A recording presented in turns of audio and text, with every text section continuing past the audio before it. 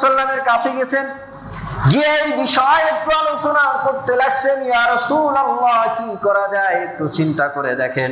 তখন নবীজি আলাইহিস সালাতু ওয়াস সালাম বলতেছেন, ও উসামা আতুকাল্লিমুনি ফি হাদ্দিল্লাহ, আল্লাহ তাআলার বিধানের ব্যাপারে তুমি আমার কাছে কথা বলতে আসছো নাকি? রাসূলুল্লাহ সাল্লাল্লাহু আলাইহি ওয়াসাল্লামের ওই সময় চেহারা লাল বর্ণ হয়ে গেছে। উসামা রাদিয়াল্লাহু তাআলা আনহু বলতেছেন, ইয়া রাসূলুল্লাহ আস্তাগফিরুল্লাহ, আমি তওবা করি, আল্লাহর কাছে ক্ষমা চাই, আল্লাহর কাছে ক্ষমা চাই।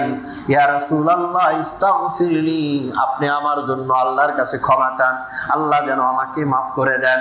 এরপরে নবীজি আলাইহিস সালাতু ওয়াস সালাম বলতেছে, শোনো শোনো শোনো, আল্লাহর বিধানের ব্যাপারে শোনো। এমনটা আগেকার উম্মত যারা ছিল, ইহুদি যারা ছিল, তারা এমনটাই করেছে। যারা সম্ভ্রান্ত ছিল, যারা ক্ষমতাশীল ছিল, তাদের ক্ষেত্রে আল্লাহর বিধান প্রয়োগ করত না। যারা দুর্বল মানুষ ছিল, গরিব মিসকিন অসহায় মানুষ ছিল, তাদের ব্যাপারে কোরআনের বিধান তারা জারি করত। এই কারণেই আল্লাহ রাব্বুল আলামিন তাদেরকে ধ্বংস করে দিয়েছে। 10 পড়ার পরের থেকে নিয়ে তেমন আর বিধিবিধান বলেন নাই। আখিরাত, জাহান্নাম, জান্নাত, আল্লাহ তাআলার নাজ নিয়ামত, আল্লাহ তাআলা কত দুনিয়াতে মানুষকে কত নিয়ামত দিয়ে রেখেছেন, আখিরাতে কত দিবেন, আল্লাহ তাআলার শাস্তি কেমন, এই বিষয়গুলো বেশি আলোচনা করেছেন। শুধুমাত্র এই 18 নম্বর পারায় সূরাতুন নূর, এটা এমন একটি সূরা, এই দিককার হিসাবে এই সূরাতে বিধিবিধান আল্লাহ পাক বেশি আলোচনা করেছেন। এবং এই সূরার মধ্যে সবচাইতে বেশি সামাজিক বিধান, পারিবারিক বিধান, রাষ্ট্রীয় বিধান, এগুলো বেশি আলোচনা করেছেন। এই সূরার মধ্যে শুরুতেই আল্লাহ রাব্বুল আলামিন জিনা, বেবিচার, বেবিচারিনী, বেবিচারকারী, তাদের বিধান কি হবে এই বিষয়ে আলোচনা করেছেন। জিনার অপবাদ দিলে তাহলে কি করতে হবে এগুলো আলোচনা করেছেন। এই সূরার মধ্যে আল্লাহ রাব্বুল আলামিন আলোচনা করেছেন যে একটা অপরিচিত বাসায় যদি কেউ যায় তাহলে কেমনে প্রবেশ করতে হবে, কিভাবে অনুমতি নিতে হবে, কখন নিতে হবে, পর্দার বিধান কি, পর্দা কার সঙ্গে কাকে করতে হবে, কার টাকা অনুমতি ছাড়াও খাওয়া যাবে। সন্তানে বাবার টাকা খায় না, বাবা মার সম্পদ খায় না, রান্না করে রাখছে মায়ে, সন্তানে খাচ্ছে, তাই না? এইরকম এই বিধিবিধানগুলো আল্লাহ পাক এই সূরার মধ্যে বর্ণনা করেছেন। এই সূরার মধ্যে আল্লাহ রাব্বুল আলামিন, আল্লাহু নূরুস সামাওয়াতি ওয়াল আরদ, আল্লাহ হচ্ছে আসমান এবং জমিনের নূর। এই নূর করেই আল্লাহ পাক এই সূরার নামকরণ করেছেন সুবহানাল্লাহি ওয়া বিহামদিহি। তাহলে আল্লাহ রাব্বুল আলামিন সামাজিক বিধিবিধান, দ্বন্দ্ববিধি আল্লাহ পাক এই সূরার মধ্যে আলোচনা করেছেন। আল্লাহ রাব্বুল আলামিন এই সূরার প্রথম আয়াতের মধ্যে আল্লাহ পাক বললেন, সূরাতুন আনজালনাহা ওয়া ফারাদনাহা ওয়া আনজালনা ফিহা আয়াতিন বাইয়িনাত। আল্লাহ তাআলা জানায় দেয় মানুষ, এইটা এমন একটা সূরা, এইটা এমন একটা সূরা, এই সূরাকে আমি রব্বুল আলামিন নাযিল করেছি বান্দা। ওয়া ফারাদনাহা, এই সূরার বিধিবিধানগুলো আমি রব্বুল আলামিন বান্দা তোমাদের উপরে ফরজ করে দিয়েছি। ওয়া আনজালনা ফিহা আয়াতিন বাইয়িনাত, আর আমি রব্বুল আলামিন এই সূরার মধ্যে নিদর্শন, স্পষ্ট স্পষ্ট আয়াত নাযিল করেছি। অনেক কারিশমা, অনেক বিধিবিধান, যা দ্বারা মানুষ তোমরা যেন নসিহা গ্রহণ করতে পারো, এরকম বিষয় আমি রব্বুল আলামিন এই সূরার মধ্যে খুলে খুলে বর্ণনা করেছি। তাযাক্কারু, যা কিছু বলেছি এই জন্য বলেছি যে তোমরা যেন নসিহা গ্রহণ করো, তোমরা যেন শিক্ষা গ্রহণ করতে পারো।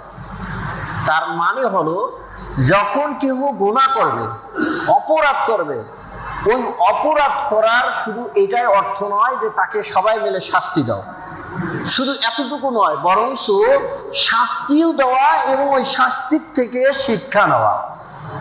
লাআল্লাকুম তাযাক্কারুন, যখন কেহ গুনাহ করবে তাহলে ওই গুনার শাস্তিটা দেওয়া হবে, যেভাবে এই সূরার মধ্যে বলা হয়েছে, যেমন করে কোরআন কারীমে বলা হয়েছে তেমন করে শাস্তি প্রয়োগ করা হবে, প্রথম কথা। আর ওই শাস্তিটা যেন সবাই দেখে, দেখে যেন সেখান থেকে শিক্ষা গ্রহণ করে। তাহলে শুরুতে আল্লাহ পাক এইটা বলতেছেন। এরপরে আল্লাহ রাব্বুল আলামিন এই সূরার মধ্যে একজন বেবিচারকারী এবং বেবিচারিণী তাদের কি শাস্তি হবে এই আলোচনা করতেছেন। এর আগে আল্লাহ রাব্বুল আলামিন সূরা বনী ইসরাঈলের মধ্যে বলেছেন, নসিহামূলক বলেছেন, জিনার মধ্যে যেন মানুষ লিপ্ত না হয়, জিনার থেকেও মানুষ যেন বাঁচে, জিনার পাশেও যেন যায় না। এই জন্য সূরা বনী ইসরাঈলের মধ্যে আল্লাহ রাব্বুল আলামিন জানায় দেয়, ওয়ালা তাকরাবুজ জিনা ইন্নাহু কানা ফাহিশা ওয়া সাআ সাবিলা। আল্লাহ রাব্বুল আলামিন জানায় দেয়, বান্দা তোমরা জিনার পাশেও যাইবা না। তার মানে হলো জিনার জন্য যে ভূমিকাগুলো রয়েছে ওগুলোও করা যাবে না, ওগুলো হারাম। জিনা হারাম, জিনার ভূমিকা যা কিছু আছে সেগুলোকেও আল্লাহ রাব্বুল আলামিন হারাম করতেছে। নসিহামূলক কেন? জিনার যে ভূমিকাগুলো আছে এই ভূমিকাগুলো যদি মানুষ পালন করে, ওগুলোর থেকে যদি মানুষ না বাঁচে তাহলে খুব দ্রুতই মানুষ ওই জিনাহের মধ্যে লিপ্ত হয়ে যাবে। এই জন্য জিনা করা হারাম, মানে জিনার পাশে যাইতে আল্লাহ পাক নিষেধ করেছেন। তার মানে হলো যে জিনার জন্য যেই জিনিসগুলো মানুষকে উদ্বুদ্ধ করে ওগুলো সব হারাম। এখন ব্যাখ্যা করতে গেলে অনেক এই যে রিলেশন, যুবকদের রিলেশন হারাম কেন, এটা ওই অচিরেই আস্তে আস্তে যুবক যুবতীকে হারাম কাজের মধ্যে নিয়ে যাবে। পর্নোগ্রাফি হারাম, এক জায়গায় নির্জনে নারী পুরুষ একত্র বসা, অবস্থান করা হারাম।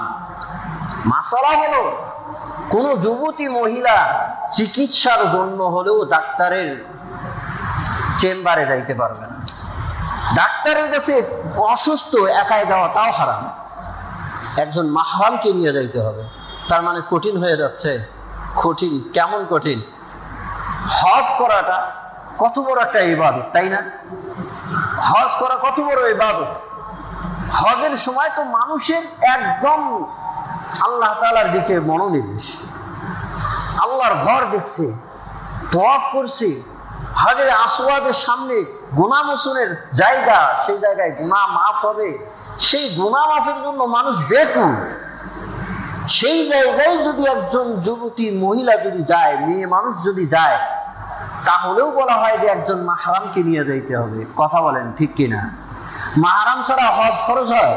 একজন মেয়ে মানুষের, মহিলা মানুষের নিজের সম্বল থাকতে হবে এবং একজন মাহরামকে নিয়ে যাইতে পারবে এই সমপরিমাণ টাকা থাকতে হবে, তাহলে হজ ফরজ হবে। হ্যাঁ, যদি দেখা যায় মাহরামের মধ্যে একজন হজে যাচ্ছে, তাহলে নিজের টাকা হলে তার উপরে হজ ফরজ হয়ে যাবে। তাহলে শরীয়ত ওই জায়গায় হজ করতে যাচ্ছে, সেই জায়গার ক্ষেত্রে বলতেছে একজন মাহরাম লাগবে। আর আমাদের জন্য এতই সহজ হয়ে যাবে যে নির্জনে আমরা একটা মেয়ে মানুষকে নিয়ে ঘরের মধ্যে থাকবো। নির্জনে এক মেয়ে মানুষের সাথে মনে করেন যে খোলওয়াত করা, এইটা বৈধ না, এটাও হারাম। এটা জিনা যেমন হারাম, এমনই করে নির্জনে মেয়ে মানুষ, মহিলা মানুষের সাথে থাকাও এটাও হারাম। এগুলো হারাম করেছে কে? আল্লাহ। ওয়ালা তাকরাবুজ জিনা, জিনার পাশেও যায় না, জিনার ধারে কাছেও যাওয়া যাবে না। আল্লাহ রাব্বুল আলামিন জানাই দিলেন ওয়ালা তাকরাবুজ জিনা, ইন্নাহু কানা ফাহিশা, এইটা হচ্ছে অশ্লীল কাজ। ইন্নাহু কানা ফাহিশা ওয়া সাআ সাবিলা, এবং এটা হচ্ছে মানুষের জন্য খুব খারাপ রাস্তা, খারাপ পন্থা। আল্লাহ রাব্বুল আলামিন নারী পুরুষের এই চাহিদা ইচ্ছা পূর্ণ করার জন্য আল্লাহ যেই রাস্তা দিয়েছেন তা হচ্ছে বিবাহ আদ্য, বিবাহের ব্যবস্থা। আল্লাহ পাক জানায় দেয়, যখন বিবাহ ব্যবস্থাকে, বিবাহ রাস্তাকে অবলম্বন না করে মানুষ যখন এই রাস্তায় যাবে, তখন সে ভ্রান্ত রাস্তায় চলে গেল, পথভ্রষ্ট রাস্তায় চলে গেল। ওয়াসা সাবিলা, এটা খুব নিকৃষ্ট রাস্তা, এটা খারাপ রাস্তা। তাহলে আল্লাহ রাব্বুল আলামিন জিনা যে হারাম, জিনার ভূমিকা যা আছে সব কিছুকে আগে হারাম করেছেন। আল্লাহ রাব্বুল আলামিন হারাম করার পর এই সূরার মধ্যে বিধিবদ্ধ আলোচনা করছেন। দ্বিতীয় নম্বর আয়াতের মধ্যে আল্লাহ রাব্বুল আলামিন জানায় দেয়, আয-যানিয়াতু ওয়াজ-যানি ফাজলিদু কুল্লা ওয়াহিদিন মিনহুমা মিআতা জালদা। আল্লাহ তাআলা জানায় দেয়, বান্দা ও মানুষ, যদি কেহ যদি জিনার কাজের মধ্যে লিপ্ত হয়ে যায়, বেবিচার কাজের মধ্যে যদি কেউ লিপ্ত হয়ে যায়, তাহলে মহিলা এবং পুরুষ যে এই অকার্যের মধ্যে লিপ্ত হবে, ওই উভয়দেরকেই 100 করে বেত্রাঘাত করতে হবে। ফাজলিদু কুল্লা ওয়াহিদিন মিনহুমা মিআতা জালদা, 100 জিদ প্রত্যেকের জন্য, প্রত্যেকের জন্য 100 বেত্রাঘাত। তো আল্লাহ তাআলা শুরুতে বলছে আয-যানিয়া মানে মহিলা, আর চুরির দ্বন্দ্ব আছে, হাত কাটা। চুরি করলে কি করে? হাত কাটার দ্বন্দ্ব আছে। ওই জায়গায় বসে আস-সারিকু ওয়াস-সারিকাতু, যে চুরি করবে এবং চুরিকারী নিজে হবে, ওখানে পুরুষের কথা আগে আছে, আর এই জায়গার মধ্যে মহিলার কথা আগে আছে। মুফাসসিরিনগণ বলেন যে এই জায়গা চুরির, এটা হচ্ছে জিনার জায়গা, আর জিনার জায়গার মধ্যে পুরুষের চাইতে মহিলাদের ভূমিকা বেশি থাকে, মহিলাদের প্ররোচনা বেশি থাকে, যার কারণে আল্লাহ তাআলা মহিলাদের কথা আগে আছে, যে শাস্তি দিতে প্রথম মহিলা, তারপর হচ্ছে পুরুষ। আল্লাহ রাব্বুল আলামিন এই শাস্তি প্রয়োগ করলেন, এই শাস্তি নাযিল করলেন 100 বেত্রাঘাত। আল্লাহ তাআলা এইটা হচ্ছে বিধান দিলেন, কিন্তু আল্লাহ পাক এই জায়গার মধ্যে কার জন্য তা বলেন নাই। হাদিসের মধ্যে আরো একটু বাড়ায়া বলা হয়েছে, আল বিক্রু বিল বিক্রি, যদি কোনো যুবতী এখনো বিবাহ আবদ্ধ হয় নাই, এমন যদি যুবতী যদি জিনাহের কাজে লিপ্ত হয়, তাহলে জিলদু মিআতিন ওয়া তাগরিবু আমিন, 100 বেত্রাঘাত করো এবং 1 বছরের জন্য তাদের জ্বালাতনি করো। 1 বছরের জন্য দেশ ত্যাগ করো, দেশ থেকে ওদেরকে আউট করে দাও। এটা হাদিসের মধ্যে আছে। তা এইটা হলো যারা এখনো বিবাহ আবদ্ধ হয়নি তাদের জন্য। তাহলে বেত্রাঘাত এবং 1 বছর দেশ থেকে তাড়িয়ে দেওয়া, এইটা হচ্ছে যারা এখন পর্যন্ত বিবাহ আবদ্ধ হয়নি, বিবাহের কাজ করেনি, তার আগে জিনাহের মধ্যে লিপ্ত হয়েছে, তাদের জন্য এইটা। আবার এখানে বিশেষ করে এই যে দেশ থেকে বাইর করে দেওয়া, দেশে না রাখা, এটা ইমাম আবু হানিফা রহমতুল্লাহ আলাই এটাকে জরুরি বলেননি যে বের করে দিতে হবে। এটা হলো বিচারকদের তাফি। বিচারকরা যদি মনে করে যে আমাদের দেশে এই, যদি মনে করেন যে এরা থাকে, তাহলে আমাদের দেশে এই অশ্লীলতা আরো বেড়ে যাবে, সুতরাং ওদেরকে বাহিরে পাঠিয়ে দাও, দেশের থেকে তাড়ায় দাও, তাহলে তারাই দিতে পারবে, আর না হলে দরকার নেই। কেন, এরা যদি বাইরেও যায় তাহলেও এই কাজগুলো ওখানেও গিয়ে করতে পারে, সুতরাং তাদেরকে দেশে রেখেই তাদেরকে ভালো করার জন্য পদ্ধতি আছে। তাহলে এইটা হচ্ছে যারা এখনো বিবাহ আবদ্ধ হয়নি তাদের জন্য এই শাস্তি। কি শাস্তি? যদি জিনাহের মধ্যে লিপ্ত হয়, সাক্ষী যদি পাওয়া যায়, তাহলে 100 বেত্রাঘাত প্রত্যেকের জন্য। আর একটা শাস্তি হচ্ছে পাথর নিক্ষেপ করে মৃত্যু দেওয়া, মেরে ফেলে দেওয়া। এইটা হচ্ছে যারা বিবাহ আবদ্ধ হয়ে গেছে। বিবাহিত পুরুষ নারী যদি জিনার মধ্যে লিপ্ত হয়, তাহলে তাদের ক্ষেত্রে হুকুম হলো তাদেরকে পাথর নিক্ষেপ করে দুনিয়ার থেকে বিদায় করে দেওয়া। এইটা একটা হাদিস ছিল, একটা আয়াত ছিল। ওই আয়াতের তেলাওয়াত এখন নাই, মানে কুরআনুল কারীমের মধ্যে ওই আয়াতটা নেই, কিন্তু ওই আয়াতটার বিধানটা এখনো আছে। কেমনে আছে? বুখারী শরীফের মধ্যে, মুসলিম শরীফের মধ্যে ওই অংশটা এখনো আছে। মানে ওটার আয়াত, কোরআনের আয়াত নেই, এক সময় ওটা আগে ছিল। আমরা জানি না যে কোরআনের কিছু আয়াত কি হয়ে গেছে, মনসুখ, রহিত হয়ে যায় না, এরকম রহিত হয়ে গেছে আগে। তো ওইটার বিধানটা ঠিক আছে, কিন্তু রহিত হয়ে গেছে। সেই আয়াতটা কি? আশ-শাইখু ওয়াশ-শাইখাতু ইযা জানায়া ফাজলিদু ফারজুমুহুমা নাকালাম মিনাল্লাহ। আয়াতটার অর্থ হলো, যখন বিবাহিত পুরুষ নারী যখন জিনাহের মধ্যে লিপ্ত হয়ে যাবে, তখন ফারজুমুহুমা, তাদেরকে পাথর নিক্ষেপ করে মেরে দাও, মেরে ফেলো। পাথর নিক্ষেপ করে কি করো? মেরে ফেলে দাও। আর এটা এই জন্য নাকালাম মিনাল্লাহ, যেন এটা শিক্ষণীয় হয়ে যায়, মানুষ যেন জিনাহের মধ্যে যেন আর লিপ্ত না হয়। এইটা জনসম্মুখে করতে হবে, যেন মানুষ আর এই গুনাহের মধ্যে লিপ্ত না হয়। এটা বাস্তবায়নও রাসূল সাল্লাল্লাহু আলাইহি ওয়াসাল্লাম করেছেন। এই জন্য কোরআনের আয়াত থেকে এখন তেলাওয়াতের আয়াত না হলেও কিন্তু বিধানগত ওটা আয়াতের অংশ, এবং হাদিসে সেটা প্রমাণিত। হযরত মাইজ ইবনে মালিক রাদিয়াল্লাহু তাআলা আনহু রাসূলুল্লাহ সাল্লাল্লাহু আলাইহি ওয়াসাল্লামের কাছে এসে বলতেছেন, ইয়া রাসূলুল্লাহ, আমি জিনাহের মধ্যে লিপ্ত হয়ে গেছিলাম, জিনার কাজ আমার থেকে সংগঠিত হয়েছে। ইয়া রাসূলুল্লাহ ফাতাহিরনি, আমাকে ফুত পবিত্র করেন। অর্থাৎ আপনার যেই বিধান আল্লাহ রাব্বুল আলামিন জারি করেছেন, পাথর নিক্ষেপ করে মেরে ফেলা, এই বিধান, এই দণ্ডবিধি আমার উপরে প্রয়োগ করেন। ইয়া রাসূলুল্লাহ, আমাকে ভালো লাগে না, এই গুনাহ করেছি, গুনার পর থেকে আমাকে আর ভালো লাগে না। ঘুমাইতে গেলেও আমার চিন্তা হয় আল্লাহর সামনে কেমনে দাঁড়াবো, ইবাদত বন্দেগী করতেও আর মন ভালো থাকে না, ইবাদত করে কি করব। ওগো রাসূল, আমি গুনাহ করেছি, আমি নাফাক হয়ে গেছি। ফাতাহিরনি, আপনি আমাকে সেই বিধান আমার উপরে প্রয়োগ করে আমাকে পুত পবিত্র করে দেন। নবীজি আলাইহিস সালাতু ওয়াস সালাম দেখলেন কোনো সাক্ষী নাই, সে গোপনে গুনাহ করেছে, জিনা করেছে, গোপনে করেছে, কোনো সাক্ষী নাই। এইটার জন্য একটা বিধান হলো, গুনাহ যত বড়ই হোক না কেন, ওই গুনাহ ক্ষমা করে দেয় তিনি কে? আল্লাহ পাক বলে, বান্দা, যত বড় গুনাহ হোক না কেন, যত বেশি গুনাহ হোক না কেন, বান্দা যদি তুমি আমার কাছে ক্ষমা চাও, তাহলে আমি রব্বুল আলামিন ক্ষমা করে দেব। লা তাকুনাতু মির রাহমাতিল্লাহ, ইন্নাল্লাহা ইয়াগফিরুয-যুনুবা জামিআ, ইন্নাহু হুয়াল গফুরুর রহিম। আল্লাহ তাআলা বলেন, নৈরাশ হইস না বান্দা, ইন্নাল্লাহা ইয়াগফিরুয-যুনুবা জামিআ। জামিআ শব্দ মানে হলো সংখ্যায় যত গুনাহ হোক না কেন, আল্লাহ ক্ষমা করে দিবেন। সুবহানাল্লাহি ওয়া বিহামদিহি।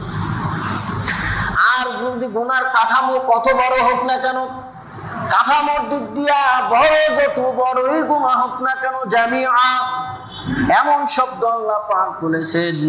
আল্লাহ পাক জানায় দেয়, সংখ্যায় যত বড় বেশি হোক না কেন, গুনার কাঠামোর দিক দিয়া যত বড় গুনাহ হোক না কেন, আল্লাহ পাক ক্ষমাশীল, আল্লাহ পাক ক্ষমা করে দেন। তাই গুনাহ করেছে ওই সাহাবী, গুনাহ করেছে। রাসূলুল্লাহ সাল্লাল্লাহু আলাইহি ওয়াসাল্লাম যখন দেখলেন সাক্ষী নাই, গুনাহ এখনো গোপনে আছে, তাই নবীজি আলাইহিস সালাতু ওয়াস সালাম এই রাস্তায় তাকে শিক্ষা দিলেন, জানায় দিলেন, যাও তওবা করো, আল্লাহর কাছে ক্ষমা চাও, আল্লাহ ক্ষমা করে দিবেন। চলে গেছে ওই সাহাবী, চলে যাওয়ার পর ওই সাহাবীকে আর ভালো লাগে না। রাতে ঘুমাইতে পারে না, ইবাদত বন্দেগী ভালো লাগে না, খাইতে ভালো লাগে না। আবার নবীজি আলাইহিস সালাতু ওয়াস সালামের কাছে এসে বলতেছেন, ইয়া রাসূলুল্লাহ তাহহিরনি, আমাকে পুত পবিত্র করেন। আবার নবীজি আলাইহিস সালাতু ওয়াস সালাম ওই সাহাবীকে পাঠিয়ে দিলেন। এমন করে চতুর্থবার ওই সাহাবী এসে বলতেছেন, ইয়া রাসূলুল্লাহ আমি বাঁচতে চাই না, আমি বাঁচতে চাই না, আমি পুত পবিত্র হতে চাই। তখন নবীজি আলাইহিস সালাতু ওয়াস সালাম উপস্থিত সাহাবীদেরকে বললেন, ও আমার সাহাবীরা, দেখো তো ওর কোনো মেন্টালিটি প্রবলেম আছে নাকি, মাথায় কোনো সমস্যা আছে কিনা, মদ্যপান করেছে কিনা দেখো না। সাহাবীরা যাচাই করে দেখলেন সে স্বাভাবিক, তার মাথার কোনো সমস্যা নাই এবং মদ্যপান করে নাই। নবীজি আলাইহিস সালাতু ওয়াস সালামকে জানাইলেন কোনো সমস্যা নাই। তখন নবীজি আলাইহিস সালাতু ওয়াস সালাম সাহাবীদেরকে আদেশ করলেন তাকে পাথর নিক্ষেপ করে হত্যা দণ্ড দেওয়ার জন্য। এরপরে সাহাবীরা তাকে হত্যা করলেন। হত্যা করার পর নবীজি আলাইহিস সালাতু ওয়াস সালাম বলতেছেন, শোনো, যে তওবা করেছে মাইজ ইবনে মালিক, এই যে তওবা করেছে, এই তওবাকে যদি কুসিমাত এটাকে যদি ভাগ করে দেওয়া হয় আলা উম্মতিন, আমার উম্মতের মধ্যে, তাহলে ফাওয়াসিআত হুম, সব মানুষরাই অংশ পেয়ে যাবে। অর্থাৎ তার তওবাটা এমন ছিল যে নবীজি আলাইহিস সালাতু ওয়াস সালাম বলতেছেন যে আমার উম্মত যারা আসছে, যারা আসবে, সব উম্মতের তাওবা যদি এক জায়গায় করা হয়, তার চাইতে এই সাহাবী মাইজ ইবনে মালিকের তাওবার লিমিট, তাওবার ওজন বেশি হবে। চিল্লায়া বলেন সুবহানাল্লাহ। কোন তওবা করেছে, পারতেন যে গোপনে গুনাহ করেছি তো বাস আল্লাহর কাছে তওবা করি, আল্লাহর কাছে ক্ষমা চাই, আল্লাহ মাফ করবেন, কিন্তু না, তার ভালো লাগে না। এই জন্য আল্লাহর রাসূল শেষে তাকে সেই দণ্ডবিধি, অর্থাৎ তাকে পাথর নিক্ষেপ করে হত্যা করে দেওয়া হয়। আরো একজন মহিলা ইমরাতে গামিদিয়া বলা হয়, অর্থাৎ গামিদা গোত্রের একজন মহিলা নবীজি আলাইহিস সালাতু ওয়াস সালামকে এসে বলতেছেন, ইয়া রাসূলুল্লাহ তাহহিরনি, আমি জিনাহের মধ্যে লিপ্ত হয়েছিলাম, ইয়া রাসূলুল্লাহ আমার গুনাহ হয়েছে, আমাকে আপনি পুত পবিত্র করেন। নবীজি আলাইহিস সালাতু ওয়াস সালাম দেখলেন ওই মহিলার কোলে একটা বাচ্চা, ওই মহিলা গর্ভবতী।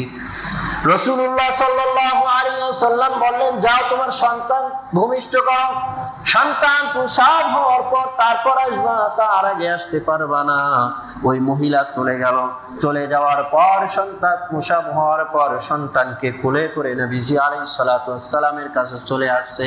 আয়েশা বলতেছে, ইয়া রাসূলুল্লাহ তাহহিরনি, আমাকে পুত পবিত্র বানায় দেন। নবীজি আলাইহিস সালাতু ওয়াস সালাম দেখলেন ছোট্ট বাচ্চা, এই সময়ে তো বিধিবিধান জারি করা যাচ্ছে না, কেননা ওই সন্তানটা লালন পালন করতে হবে। আবার নবীজি আলাইহিস সালাতু ওয়াস সালাম ওই মহিলাকে বললেন, যাও তোমার সন্তানকে নিয়ে তুমি চলে যাও, দুধ পান করাও, দুধ পান করা শেষ হলে তারপরে নিয়ে চলে আসবে। এরপরে 2 বছর আবার ওই সন্তানকে দুধ পান করাইলেন। দুধ পান করার পর ওই সন্তানের হাতে একটা বিস্কুট জাতীয় একটা খাবার দিয়ে নবীজি আলাইহিস সালাতু ওয়াস সালামের সামনে উপস্থিত হয়েছেন। তার মানে বুঝাইতেছেন ওই সন্তান এখন বাহ্যিক খাবার গ্রহণ করেছে, বুকের দুধের উপরে নির্ভর নয়। রাসূলুল্লাহ সাল্লাল্লাহু আলাইহি ওয়াসাল্লাম এমন দৃশ্য দেখার পর সাহাবীদেরকে বললেন তাকে হত্যা করার জন্য। সাহাবীরা হত্যাদণ্ড দিলেন, পাথর নিক্ষেপ করে এই মহিলাকে হত্যা করলেন। হত্যা করার পর একটু রক্তের ছিটা চলে এসেছিল, খালিদ ইবনে ওয়ালিদের পোশাকের সঙ্গে লিখেছিল। এই সাহাবী খালিদ ইবনে ওয়ালিদ রাদিয়াল্লাহু তাআলা আনহু তৎক্ষণাৎ ওই মহিলাকে একটু বকা দিলেন। নবীজি আলাইহিস সালাতু ওয়াস সালাম রেগে গিয়ে একটু বললেন, তোমরা কি জানো এই মহিলা যেই তওবা করেছে, তওবার অনেক ধরন আছে। এই যে তওবা করেছে, এই তওবাকে যদি ভাগ করে যদি আমার উম্মতের মধ্যে দেওয়া হয়, তাহলে সব উম্মতরাই এই তওবার অংশ পেয়ে যাবে। কি তওবাটা করেছে সাহাবা আজমাইন, সাহাবা আজমাইনের এই ইতিহাসগুলো কি বুঝায়? এই ইতিহাসগুলো কি বোঝায়? তারা আল্লাহর জন্য, আল্লাহর রসুলের জন্য, বিধানের জন্য কেমন ছিল। হ্যাঁ, তাহলে গুনাহ হলো কেন? ওই যে আগেই বলেছিলাম যে তারা গুনাহ করলো কেন, এটাও আমাদের জন্য শিক্ষা। নবীজি আলাইহিস সালাতু ওয়াস সালাম এই সাহাবীদের মাধ্যমে এই বিধান কেমনে দিতে হয়, এই বিধান কেমনে জারি করতে হয়, এইটা শিক্ষা দিলেন, তাই কিনা? সাহাবা আজমাইনরা আমাদের জন্য মডেল, আমাদের জন্য মুকতাদা মুত্তাবা। তাহলে নবীজি আলাইহিস সালাতু ওয়াস সালাম এই বিধান কেমনে জারি করতে হবে তাও দেখাই দিয়েছেন। তাহলে জিনার শাস্তি হচ্ছে দুইটা। একটা হচ্ছে যদি বিবাহিত হয় তাহলে তাকে পাত্র নিক্ষেপ করে মেরে ফেলা, আর যদি অবিবাহিত হয় তাহলে তাদের জন্য শাস্তি হচ্ছে প্রত্যেকদেরকে 100 বেত্রাঘাত করা।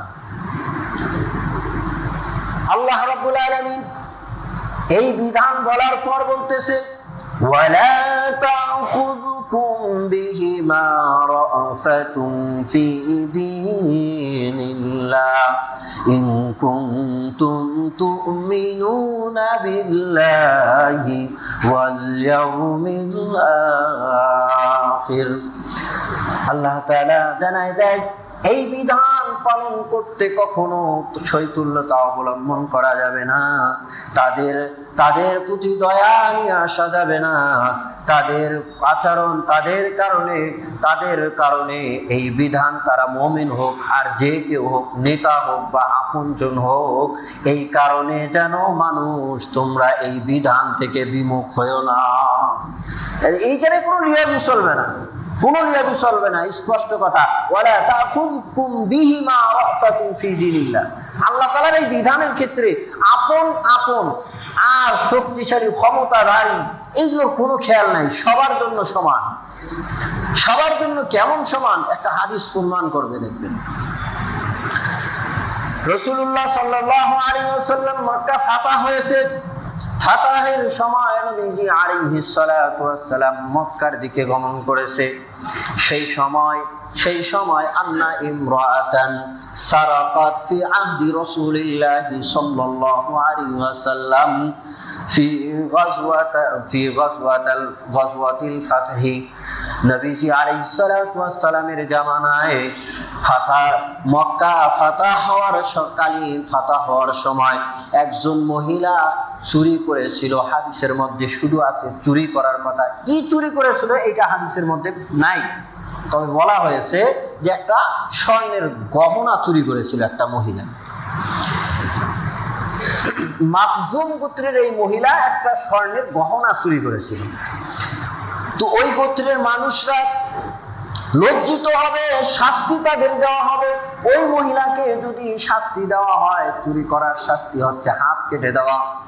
এখন এই বিধান যদি জারি করা হয় তাহলে ওই গোত্রের মানুষদের মান সম্মান নষ্ট হয়ে যাবে। এই জন্য মাখজুম গোত্রের মানুষগুলো এসে উসামা রাদিয়াল্লাহু তাআলা আনহুকে বলতেছে, একটু আপনি মুহাম্মদুর রাসূলুল্লাহ সাল্লাল্লাহু আলাইহি ওয়াসাল্লামের সামনে গিয়ে একটু আমাদের ব্যাপারে সুপারিশ করেন না। এরপরে উসামা রাদিয়াল্লাহু তাআলা আনহু রাসূলুল্লাহ সাল্লাল্লাহু আলাইহি ওয়াসাল্লামের কাছে গেছেন, গিয়ে এই বিষয়ে একটু আলোচনা করতে লাগছেন। ইয়া রাসূলুল্লাহ, কি করা যায় একটু চিন্তা করে দেখেন। তখন নবীজি আলাইহিস সালাতু ওয়াস সালাম বলতেছেন, ও উসামা, আতুকাল্লিমুনি ফি হাদ্দিল্লাহ, আল্লাহ তাআলার বিধানের ব্যাপারে তুমি আমার কাছে কথা বলতে আসছো নাকি? রাসূলুল্লাহ সাল্লাল্লাহু আলাইহি ওয়াসাল্লামের ওই সময় চেহারা লাল বর্ণ হয়ে গেছে। উসামা রাদিয়াল্লাহু তাআলা আনহু বলতেছেন, ইয়া রাসূলুল্লাহ, আস্তাগফিরুল্লাহ, আমি তওবা করি, আল্লাহর কাছে ক্ষমা চাই। ইয়া রাসূলুল্লাহ, ইস্তাগফিরলি, আপনি আমার জন্য আল্লাহর কাছে ক্ষমা চান, আল্লাহ যেন আমাকে মাফ করে দেন। এরপরে নবীজি আলাইহিস সালাতু ওয়াস সালাম বলতেছে, শোনো, আল্লাহর বিধানের ব্যাপারে শোনো। এমনটা আগেকার উম্মত যারা ছিল, ইহুদি যারা ছিল, তারা এমনটাই করেছে। যারা সম্ভ্রান্ত ছিল, যারা ক্ষমতাশীল ছিল তাদের ক্ষেত্রে আল্লাহর বিধান প্রয়োগ করত না। যারা দুর্বল মানুষ ছিল, গরিব মিসকিন অসহায় মানুষ ছিল, তাদের ব্যাপারে কোরআনের বিধান তারা জারি করত। এই কারণেই আল্লাহ রাব্বুল আলামিন তাদেরকে ধ্বংস করে দিয়েছে। তার মানে ওই ইহুদি জাতির এমন ছিল, যখন কোনো পাওয়ারফুল মানুষ যদি গুনাহ করত, তাহলে তাদের শাস্তিটা কোনো রকম কি করতো, অনেক সময় পুরা দেহটা কালি করে দিত। এরকম হাদিসের মধ্যে আসছে, কালি মাখায় দিত, চেহারার মধ্যে কালি মাখায় দিত, এটা শাস্তি, এটা হলে নাই মাপ। আর যদি যাদের কোনো মনে করেন যে লোক নাই, শক্তি নাই, দলবল নাই, টাকা পয়সা নাই, এই মানুষগুলো যখন জেনায় কাজ বা এই যখন চুরির কাজ করতো, তখন বাস 100 দণ্ডি মনে করেন শাস্তি প্রয়োগ করতো। চুরি করলে হাত কেটে দিত, জেনা করলে যে শাস্তি মেরে ফেলা শাস্তি মেরে ফেলে দিত, এইরকম করতো। তো নবীজি আলাইহিস সালাতু ওয়াস সালাম বলতেছে যে শোনো, তাদের এই অপকর্মের কারণে আল্লাহ রাব্বুল আলামিন তাদেরকে ধ্বংস করে দিয়েছে। তুমি চাও আমরা এই কাজগুলো করে আল্লাহ তাআলা আমাদেরকে ধ্বংস করে দেবে? এটা কখনো সম্ভব না। নবীজি আলাইহিস সালাতু ওয়াস সালাম কত শক্ত করে বলেন, শোনো উসামা, শোনো শোনো, আমার এই জায়গায় এই যে মহিলা চুরি করেছে, এই চুরিটা যদি আমার মেয়ে ফাতেমাও যদি করত, আমি মুহাম্মাদুর রাসূলুল্লাহ বলতেছি শুনে রাখো, আমার জীবন যেই আল্লাহ পাকের কাছে, সেই আল্লাহর কসম করে বলতেছি, আমি মুহাম্মদ আমার মেয়ে ফাতেমারও আমি হাত কেটে দিতাম, আমার মেয়েকেও আমি ছাড়বো না। তাহলে আল্লাহ রাব্বুল আলামিনের বিধানের ক্ষেত্রে ওই কথা বলছে, লা তাখুযকুম বিহিমা রাফাতুন, এখানে দয়া মায়া নিয়ে আসার কোনো সুযোগ নাই, এখানে দয়া মায়ার কাজ নাই। আল্লাহর বিধান আসছে, বাস তৎক্ষণাৎ এই বিধান প্রয়োগ করতে হবে। ওয়াল ইয়াশহাদ আযাবাহুমা তাইফাতুম মিনাল মুমিনিন, এমন ভাবে শাস্তি দিবে যাতে করে একটা জামাত যেন দেখে, একদম প্রকাশ্যে শাস্তি, প্রকাশ্যে শাস্তি দেখবে, তো মানুষ আর এই গুনাহের মধ্যে লিপ্ত হবে না। আজকে সমাজের মধ্যে দুইটা গুনাহ, দুইটা জিনিসের কারণে মানুষ বেশি সংগঠিত হচ্ছে। আমাদের সমাজ, আমাদের সব জায়গায় দেখা যাচ্ছে যে জেনা আর মদ, এই দুইটা জিনিস একদম খুব বেড়ে গেছে। কথা বলেন, তাই কিনা?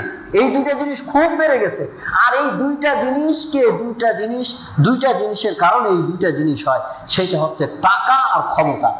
এই টাকা আর ক্ষমতা যদি থাকে, তাহলে এই দুইটা কাজের মধ্যে মানুষকে খুব সহজেই নিয়ে যায়। আর ওই মানুষ মনে করে তার জন্য এটা সহজ। কথাটা কি মিথ্যা বলছি? মিথ্যা বলছি? এই দুইটা জিনিস থাকলে তার জন্য ওগুলো মনে হয় সহজ, আর আখেরাত আর নাই। কি টুপিওয়ালা, কি দাড়িওয়ালা, কি পাঞ্জাবিওয়ালা, বাস সহজ মনে হয়। কথা মিথ্যা বলছি? রাসূল সাল্লাল্লাহু আলাইহি ওয়াসাল্লাম বলেছেন, বাদিরু বিল আমালি সাবান, 7টা জিনিস আসার আগে তোমরা আমল বেশি বেশি করো। তার মধ্যে রাসূল সাল্লাল্লাহু আলাইহি ওয়াসাল্লাম বলেছেন একটা, গিনান মুতগিয়ান, এমন সচ্ছলতা, এমন সম্পদ, যেই সম্পদ মানুষকে পাপাচারের মধ্যে নিয়ে যায়, মানুষকে গুনাহের মধ্যে নিয়ে যায়, এমন সম্পদ আসা, মানে তার মানে হলো সম্পদ আসলে মানুষকে পাপাচারের মধ্যে নিয়ে যায়। আর রাসূল সাল্লাল্লাহু আলাইহি ওয়াসাল্লাম বলেছেন যে শেষ জামানায় আমার উম্মতরা এমন হবে, সায়াহরিসুন, মানুষরা পথ চাবে আলাল ইমারা, তারা পথ চাবে, ক্ষমতা চাবে, কিন্তু ওই মানুষগুলো ওয়াসাতাকুন নাদামাতান ইয়াউমাল কিয়ামা, ওই পদের ক্ষমতায় ওই পদকে অপব্যবহার করে তারা গুনাহের মধ্যে লিপ্ত হবে। তো কি হবে? কিয়ামতের দিন তারা লজ্জিত হয়ে উঠবে, তারা ক্ষতিগ্রস্ত হয়ে যাবে। তাহলে দুইটা জিনিস, একটা হচ্ছে ক্ষমতা আর একটা সম্পদ, এই দুইটা জিনিস মদ আর নারীবাজির দিকে খুবই সহজে নিয়ে যায়। আল্লাহ পাক আমাদেরকে হেফাজত করুক। সকলে বলে আমিন।